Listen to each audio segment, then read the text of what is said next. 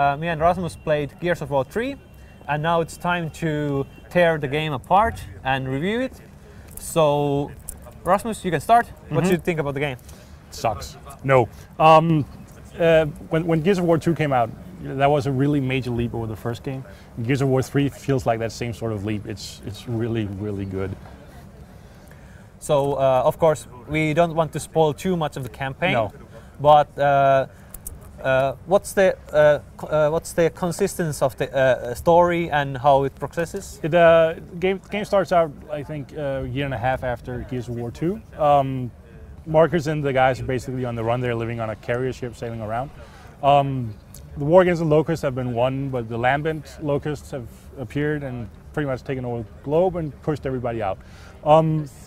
What happens is that Marcus and the other guys find out that his dad is still alive. He's been thought dead ever since the beginning of the first game. And with him back, he not only is he back, he's also invented a sort of weapon or device that can kill off the Lambent, all of them, and save Sarah forever. So naturally, they set out to bring him back, and that's pretty much the overall story. So it's again the last-ditch effort to save mankind. Yeah. They've done that a couple of times now. Yeah. But this one is the last one for real. Yeah. I think the biggest question is that is it satisfying the conclusion, because they have promised that they will answer a lot of questions and it will give players fulfillment. So is that fair to say? It's happened? I guess it is. I mean, the Gears of War has never really been, about a really strong story. Really? No. I always considered the narrative to be a bit weak. But yeah, they do round it off and they do finish it off and they pretty much tie up all the loose ends, I guess. Barring a couple, maybe, but those are like sort of unimportant ones. I guess they gotta leave something for the books as well. Right. So how was the overall feeling of the game? I think the Gears of War series has always had like really satisfying gunplay. They really nailed that in the first game. They just sort of refined it with the sequels, and yeah, still the action feels superb. It's probably one of the best shooting games on Xbox 360 in my opinion.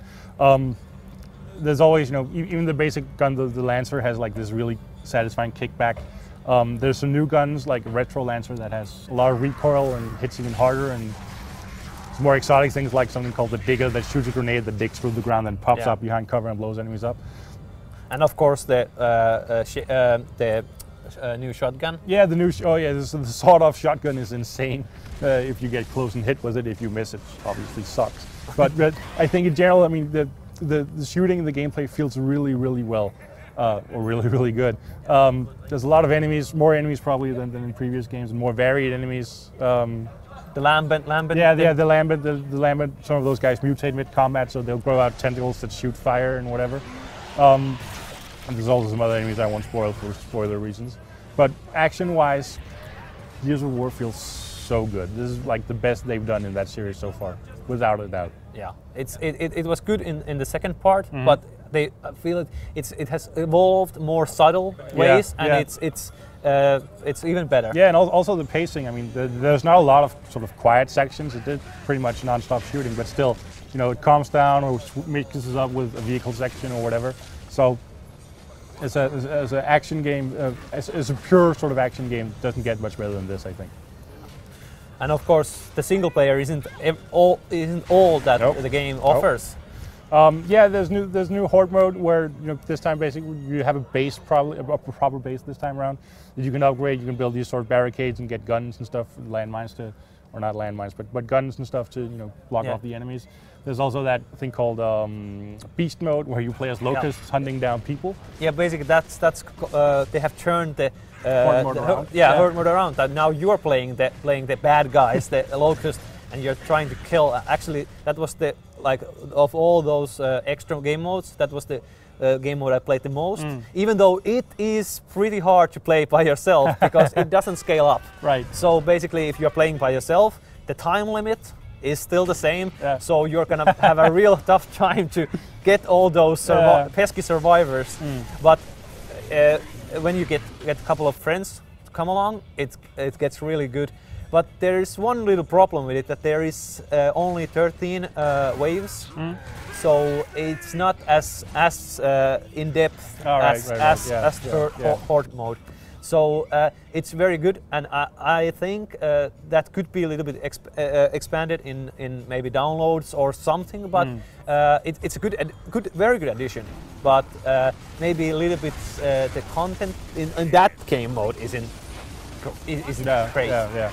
But of course, in general, even if you're playing by yourself or in split screen, major bonus. Yeah, you can play that online, and of course.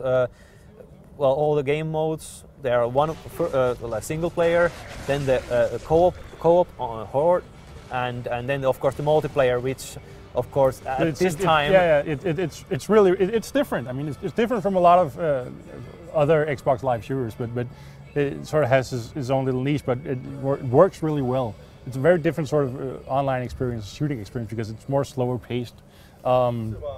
You only have a limited number of respawns, so you know the punishment for dying is really tough. But once you get used to it, it's really good too, and it's a nice sort of variation from what you're used to if you only play like Call of Duty or whatever. There are 10 maps and 3 game modes in multiplayer as of now. Yeah. But so overall score, what do you think? Well, you know, we'll have those at the bottom of the screen. But I think you know, if you have an Xbox 360 and you like action games, there's no reason not to get Gears of War 3. It's really good. Yeah, and it really gives you a different kind of multiplayer and action feeling than the first-person shooters. So it's definitely a nice change of pace to those games, which has been overflowing almost in console markets.